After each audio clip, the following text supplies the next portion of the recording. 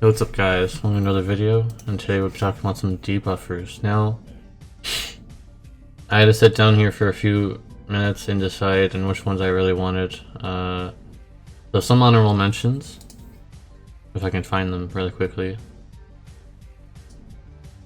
Some honorable mentions, very quickly.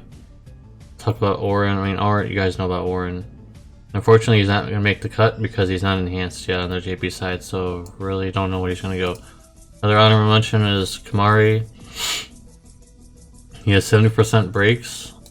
Unfortunately, he does not have dual cast, so he has to do them one at a time.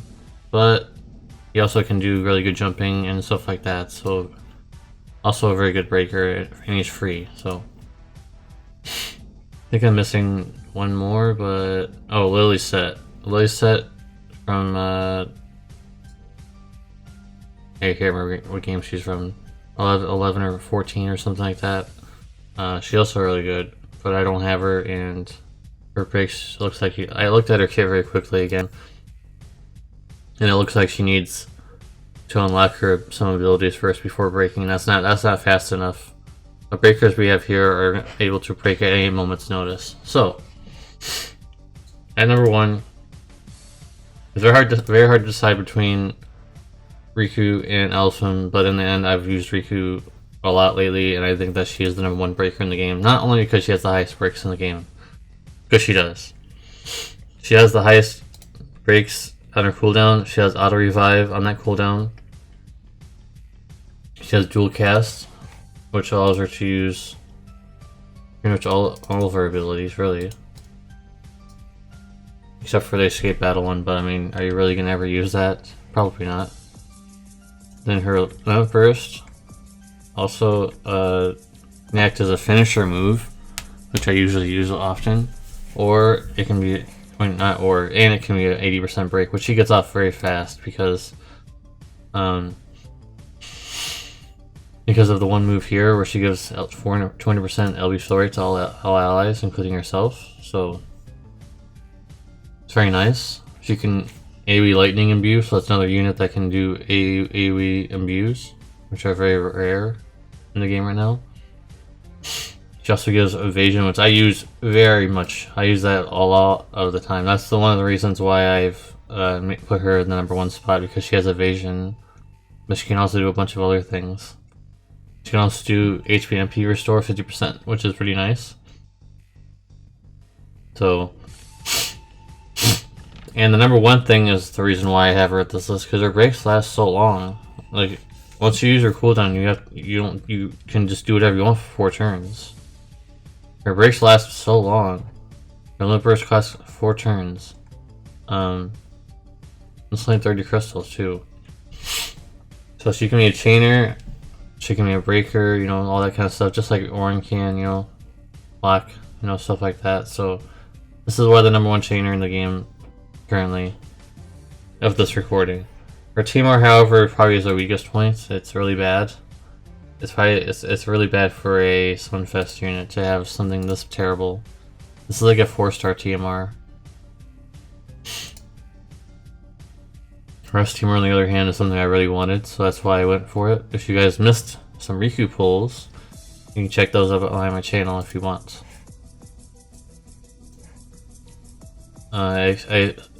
Excuse me if I'm slurring my speech or anything like that. It's still early in the morning. I really had to think of a video for today, and this is the one we're doing. We all know about Elfim already, but if you didn't watch that video that I made of the buffer list, Elfim is a lot different now. She's not the same as she used to be. Her enhancements made her able to use her abilities just like any other buffer or debuffer. So you select the ability and she uses it, but she's not locked to the move. Unless you use the other ones. You don't want to use any of these other ones. Please don't do them. Only use her enhancements ones.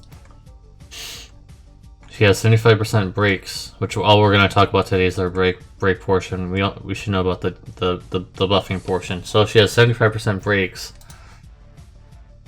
Yeah, 75% breaks of the either or if you choose. Like if you go for attack magic buff, you'll get defense and spirit, and vice versa. So very versatile. Can be a buffer and a breaker in one slot. So it's very it compresses your team, so you have more options for other things. If you're running a 2-tank strategy, I think that she's really good. So Fid, I don't really know where she'll land with enhancements, but she does not have them yet. Maybe soon.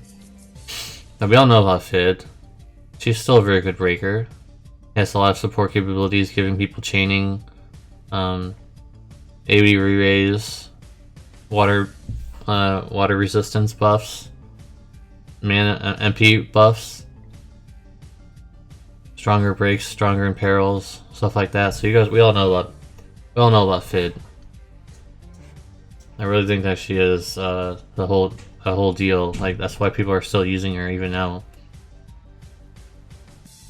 And with her latent abilities, she can also heal, which is quite nice.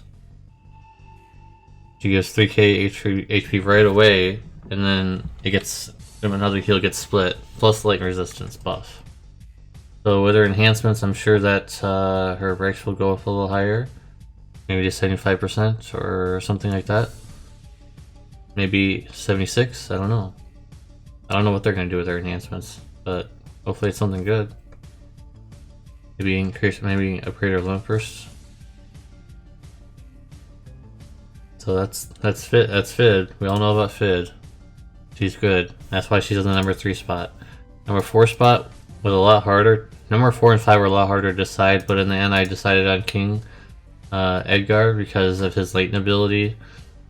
Being able to use it and get his limp burst up on turn 2 right away is really nice. And also he gets triple cast at the start of battle.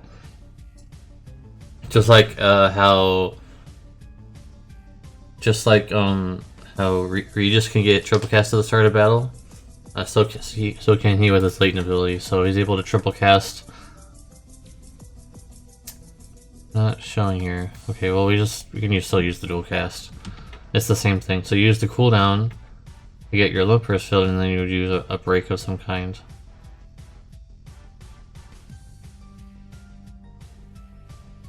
Yeah, I think that's pretty good. Yeah, so he's really good, and he can be a damage dealer too. His modifiers are not really that high, but I mean you don't really care too much about that too much. You're just using him to help chain. Fatal Barrage, and his limp burst is always going to be really good with that 84% break. If you're at low HP, which his cooldown does provide. So definitely a very good breaker. He has a lot of things going for him now that latent ability is available. He's a lot tankier as well, as you can see there. So look forward to him being a top tier breaker once again. Most people are using it for dark visions, and I don't blame them, because the 84% break that you can get without being punished, because in dark visions you need to beat the boss as soon as possible. So it's not like a normal try where oh god, I'm at low HP, now I'm fucked. No, it's not like that. You're not really worried about him being low HP. That's why he's top tier in dark visions. And finally, Locke. And another reason why he is here in this last spot, because he doesn't have enhancements either. But he's still good. He still does all the stuff that he did before. He can water chain, like with CG Unite. He can water chain with CG Unite or Elena on the global side. He can chain with Elena with water. He can give evasion. He can give Mirage, to everybody, just like Riku can. And he gets a LB Soul Rate buff on top of his evasion and all in one move, which is very nice. He has the gimmicky thing that I never really did, but you can get 84% breaks on him, so it is possible with his limp burst. And he gets a really strong move down here you can chain with your water Stardust Ray Chainer. And he gets triple cast all over again. The only downside is that it's really hard to get his triple cast up and going, because you gotta wait a few turns before you can get that one move to unlock.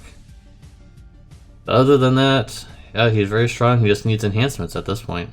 I'm certain that these single breaks are gonna turn into like 70% at least with enhancements, 70% or more, and probably his Stardust Ray Chaining will be a lot stronger.